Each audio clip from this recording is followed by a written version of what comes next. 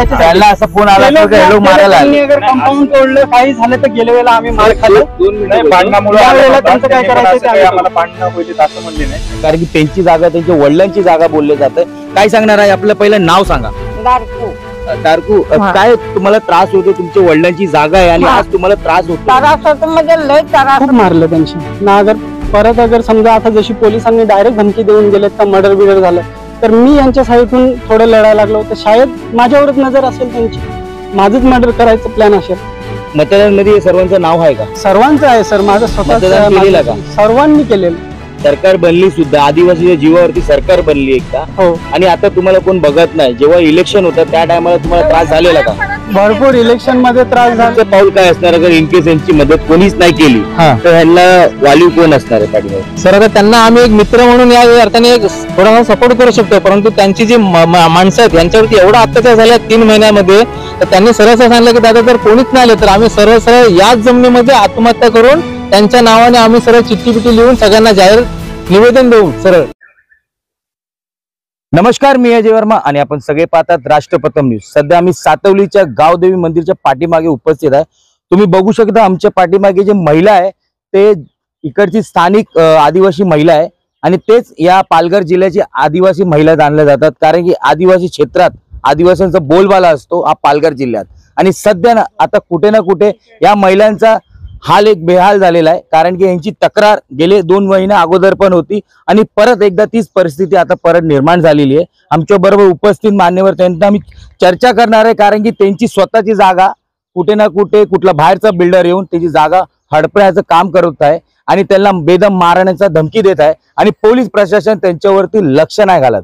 पण अशी लोक कुठे जाणार काय करणार त्यांचा वालीव कोण ते सगळं बघण्यासारखं असेल। आम्ही त्यांच्याकडनं चर्चा करणार आहे नेमकं कारण काय। ताई आपलं नाव सांगा। राजूबाई अजित आलन। काय सांगणार काय तुम्हाला त्रास होतोय आणि काय तुमची जागेवरती कोण अनधिकृत हक्क बजावतोय? दिनेश शाह म्हणून आहे तो बोलतो का आमची जागा आहे पण आमचं नाव आहे कुलमध्ये आम्ही आता शेती करणार आहोत तर कंपाऊंड करायला लागलो तर तो बोलतो का नाही करायचं। पोलिसा लगेच गाडी आली सकाळी बोलते करायचं नाही 50-60 माणसं आणून ना बोलते तुमचं मर्डर होल काय होल आम्ही जे मध्ये येऊ का आम्हाला त्रास देतील का हे शब्द कोणी वापरले? तो साहेब आलेला एक आज। कुठल्या साहेब? पोलीस स्टेशन मधून कोण साहेब आलेले? आलेला नाव माहिती नाही म्हणा आलेला। तुम्हाला असं गोष्ट बोलणं झालं की काहीतरी मारहाण होईल किंवा तुमचं जान जाणार? हा मर्डर बिडर होल तुमचं काय डोकं बिकं फुटलं तर आम्हाला त्रास होईल असं तसं बोलायला लागलेलं। तर आता तुमचं म्हणणं काय तुमची जागा आणि तुम्हालाच भेटत नाही? आमची जागा आम्हाला भेटलीच पाहिजे नाही तर आम्ही जेवढ्या बहिणी आहोत जेवढ्या तेवढ्या आम्ही राखेल उचलून ना टाकून ना ते साहेबाचंच नाव देऊ। आमच्या वडिलांची जागा आहे ती। बघितलं कशा प्रकारे हे महिला आहे ते रडत आहे कारण की त्यांची जागा आहे त्यांची जागेवरती हक्क बजावण्यासाठी त्यांचा जबाबदार कोण नाही कारण की त्यांच्या पाठीमागे कोण स्टँड घेणारा लोक नाही कारण की पालघर जिल्ह्यात आदिवासी म्हणून मोठमोठे नेते आहे पण ह्यासारखे गरीब लोकांना बघणारा कोण नेता नाहीये। पण आता अजून महिला आम्ही त्यांच्याकडनं सुद्धा चर्चा करणार आहे। काय सांगणार ताई काय होतोय नेमका त्रास? आता सर्व महिला रडत आहे काय नेमका त्रास तुम्हाला भोगावा लागतो? त्रास तर खूप भरपूर व्हायला लागलाय कारण आमच्या मागेवाडी माणसं आहेत नाही काम धंद्याला खातात ते काम करतील तेव्हा आम्ही खाऊ ना त्यांना पण आम्ही इथंच घेऊन ठेवले तर कमवणार कोण आणि आम्ही खाणार कसे? तिथून 200-400 रुपये त्यांना मजुरी येते त्याच्यावर आम्ही चटणी भाकर करून खातो। इथं भात लावून खाऊ बोलता नाही इथं पण आम्हाला कोण करू दे नाही। 2-3 वर्षापासून ही कशी पडक पडली तब्येत एका मागे एक हे झाले कोण भाऊ वारला होता भाऊजी वारला होता पण हे जागा जमीन आम्ही लावली नव्हती पण आता कसं आम्ही समजे जणांनी लोक कोण कर्ज काढून बोलला आता आपण लावूच ते बोलता आता त्यांनी काय माहित कोणचे काय कागदपत्र कुठून बनवले काय आणलं कुठून पैसा लावला तो पैशावाला त्यांनी काय पण बनवला असेल त्यांच्याकडनं पण जाणून घेऊ कारण की त्यांची जागा त्यांच्या वडिलांची जागा बोलले जाते। काय सांगणार आहे आपलं पहिलं नाव सांगा। दारकू काय तुम्हाला त्रास होतो तुमच्या वडिलांची जागा आहे आणि आज तुम्हाला त्रास होतो? त्रास होतो म्हणजे लय त्रास होतो आम्हाला। आमची जागा करून आम्हाला चोर ठरवलाय आणि ते माझं तो शाव झालाय ना आम्ही चोर आहोत। आमची किती वर्ष ते जे लालजी शाह तुम्ही सांगताय तो कधी आलाय आणि कधीपासून तुम्हाला त्रास होतोय?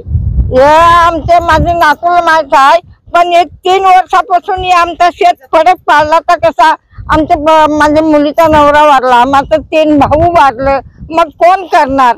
आम्ही होत्या याच्या लंगड्या लुल्या म्हातारा माणूस। आता तुमच्या जोडीला कोण सपोर्टर आहे का? कोण नाही नातून माझे आहेत बस माझे नातून माझ्या भावाचे लेख आहेत लेकी आहेत, सुना आहेत, ती आहेत, त्या आता समजा उठून बसल्यात. आजी आपला शेत आपण करू खाऊ तर आम्ही करून खाणार होतो तर आता प्रशासनाकडनं आपली काय मागणी असेल? कारण आम्हाला पोलिसांनी मदत नाही केली तर मुख्यमंत्री आवाज म्हणून तुम्हाला काहीतरी गोष्ट मदत होऊ शकतो असं बोललं जातं. आम्हाला पोलीस एक बी सारा देत नाही. कुत्रेवाल्या आम्हाला झटकावून बाहेर काढायला लागलाय पोलीस. बाहेर चला. आणि तो आला माधवचौक मध्ये त्याला खुर्ची बसायला देतात का? तर त्याची नोटा देत असेल. आमच्या गरीबाजवळ 1 रुपया नाही, आम्ही कुठले देणार? आम्हाला कुत्रेवाले हाकलून काढतात चौकीतनं बाहेर. आणि तो आला म्हणजे त्याला खुर्ची थंडा. बघितलं ह्यांचा त्रास म्हणजे ह्यांच्या तोंडाने तुम्ही समजू शकतात, कारण की ह्यांना पैसे नाही म्हणून ह्यांची कुठे सुनवाई होत नाही. आता आमच्या बरोबर जो लढत करत आहे ह्या गोष्टी सर्वाला तो आमचा मुलगा उपस्थित आहे. काय त्यांच्याकडनं नेमकं कारण काय त्यांच्याकडनं जाणून घेणार आहे, कारण की खरी परिस्थिती आज ह्यालाच जाणीव आहे. आणि हाच 2 महिने अगोदर एक घटना घडलेली, ह्याच्यावरती भरपूर बेदम मारहाण झालेला आणि पोलिसांनी तक्रार त्यांच्यावरती न करता ह्यांच्यावरती उलट तक्रार केलेली असं यांचं म्हणणं आहे. आपण नेमकं कारण काय आम्ही त्यांच्याकडनं जाणून घेऊ. काय नाव आहे आपला? विशाल अजित आलं. काय त्रास झालेला? 2 महिने अगोदर सुद्धा मारहाण झाली नाही, आता परत एकदा तीच धमकी येते. 2 महिन्या अगोदर सर आम्हाला बाउन्सर लोकांनी भरपूर इथे येऊन आम्हाला मारहाण केलं. तर आज 2 दिवस अगोदर आम्हाला माहिती पडलंय का तो परत मुलं घेऊन येणार आहे 50-100 आणि इथे आम्हाला परत मारहाण करून हाकलणार आहे इकडनं. तर त्याच्यासाठी आम्ही हे वॉल कंपाऊंड करायला लागलेलो. तर सकाळी पोलिस आली आणि ते सांगतात का तो माणसं घेऊन येणार आहे, त्याला आम्ही थांबून ठेवलेलं आहे. 50-100 माणसं आली तर ह्या डोकऱ्या टाकऱ्या आहेत, यांना कोणाला मारलं बिरलं मर्डर झालं कोणचं. तर परत आम्हाला टेन्शन, तुम्ही आम्हाला फोन करा. पोलिसांचा होता, पोलिसांनी वापरले सर. नाहीतर मी मीडिया समोर असं बोलले का कुठल्या पोलिसाचं असं तक्रार दाखल झालेली तरी सुद्धा काही कारवाई नाही. तरी सुद्धा कारवाई काय नाही झाली. आम्हाला एवढं बेदम मारलं गेलं, मला एवढं बेदम मारलं गेलं, माझ्या पायाला पूर्ण रक्त होतं. तरी पण व्हायरल झालेली होती ती व्हिडिओ. तरी पण आम्हीच जामीन देऊन ना आम्हाला सुटावं लागलं. बघितलं हे सर्व कारण आहे. ह्यांचं म्हणणं आहे का कोणी अजूनपर्यंत सपोर्टला आला नाही. आमच्यापर्यंत अजून लोक उपस्थित आहे ज्यांना आता समर्थन मध्ये आलेले. आम्ही त्यांच्याकडनं पण एक शेवटचा चर्चा करणार आहे. काय सांगणार सर? आपला पहिला परिचय सांगा. माझं नाव जतीन वालकर आहे, मी विरार मुंबईला राहतो आणि हा माझा मित्र आहे एकदम खास. आणि मी इकडून आता जात होतो आणि तेवढ्यामध्ये मला याचा फोन आला की बाबा असा प्रकार झालाय. तर मी म्हणून व्हिजिट केली. मी सकाळपासून इकडेच आहे, फक्त मध्यंतरी दुपारी आम्ही जेवायला गेलेलो. तर त्यांचं म्हणणं असं होतं की एक पोलीस अधिकारी कोणतरी आले आणि त्यांना सांगितलं की बाबा हे सगळं बंद करा. आणि बंद करा म्हणजे त्यांचं म्हणणं असं होतं की जर बंद नाही केलं तर कदाचित तो पैसेवाला आहे, तो एखादी माणसं वगैरे 4 माणसं पाठवेल आणि त्याच्यानंतर तुमचं काहीतरी म्हणजे घातपात सुद्धा होऊ शकतो. म्हणजे माझ्या म्हणण्याने अनफॉर्च्युनेटली कुठेतरी एक धमकी होती किंवा समोरचा जो माणूस आहे त्याची कुठेतरी साईड घेतली जाते. मला म्हणजे असं पूर्ण शंकेची सुई आहे. कोण घेतोय? प्रशासन घेतो, प्रशासन घेतोय, पोलीस प्रशासन घेतोय. कारण काय साहेब मी स्वतः म्हणजे थोडंफार मला जास्त समजत नाही पण मी थोडाफार जाणकार आहे. मी स्वतः 7/12 चेक केला तर त्या 7/12 ऍक्च्युली हे सर्वांचीच नावं आहे. तिथे कुठेही दिनेश लालजी शाह यांचा कुठेही नावाचा उल्लेख नाही.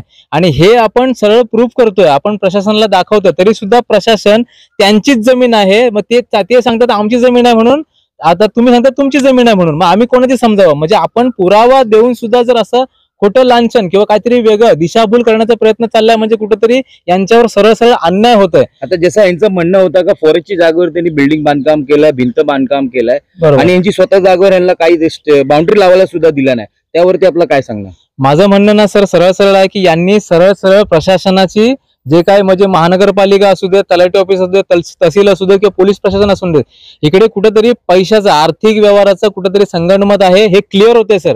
कारण का की यांच्या नावाचा सरळ सरळ स्पष्ट उल्लेख आहे. यांच्याकडे कागदोपत्री पूर्ण सरकार दफ्तरी पूर्णपणे उल्लेख आहे. यांच्याकडे पुरावे आहेत.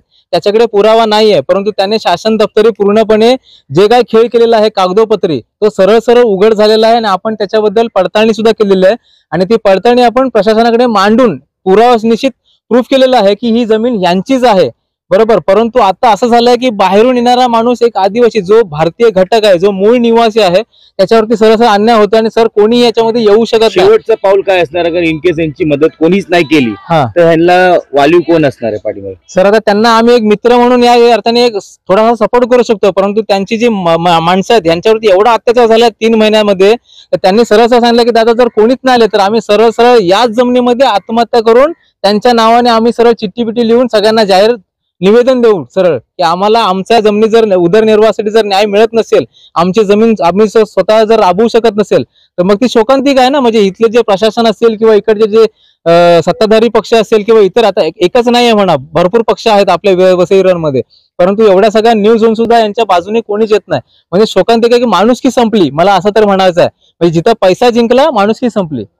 बघितलं, म्हणजे शेवटचा प्रश्न आहे का जागाचा क्लिअरिफिकेशन नाही झाला तर हे आदिवासी बांधवांचं म्हणणं आहे शेवटचा त्यांच्याकडे उपचार आहे आत्मदहन, म्हणजे आत्मसुसाईड करायचा. कारण की त्यांच्या पाठीमागे कोण उभा नाहीये, त्यांच्या पाठीमागे कोण नेता नाही, त्यांच्या पाठीमागे कुठे पैशाचा आर्थिक संबंध नाहीये. कारण की ते एक गरीब घरातलं आहे आणि त्यांचा दावा आहे का ही जागा त्यांची बापदाद्याची आहे आणि त्यांना भेटली पाहिजे. पण कोण बाहेरून येऊन बिल्डर असं त्यांचं म्हणणं आहे का तो या जागेचा जबाबदार असतो आणि दावा करतो का ही जागा आमची आहे. आणि पोलीस प्रशासन जेव्हा हे जातात तर उलट त्यांच्यावरतीच कारवाई होते. आता बघण्यासारखं असेल का येताना त्यांच्यावरती काय प्रशासन नक्कीच निर्णय घेणार आणि निकाल कोणाच्या बाजूला असणार आहे ते बघण्यासारखं असेल. मी अजय वर्मा, कॅमेरामॅन चंदन ठाकूर के साथ, वसई.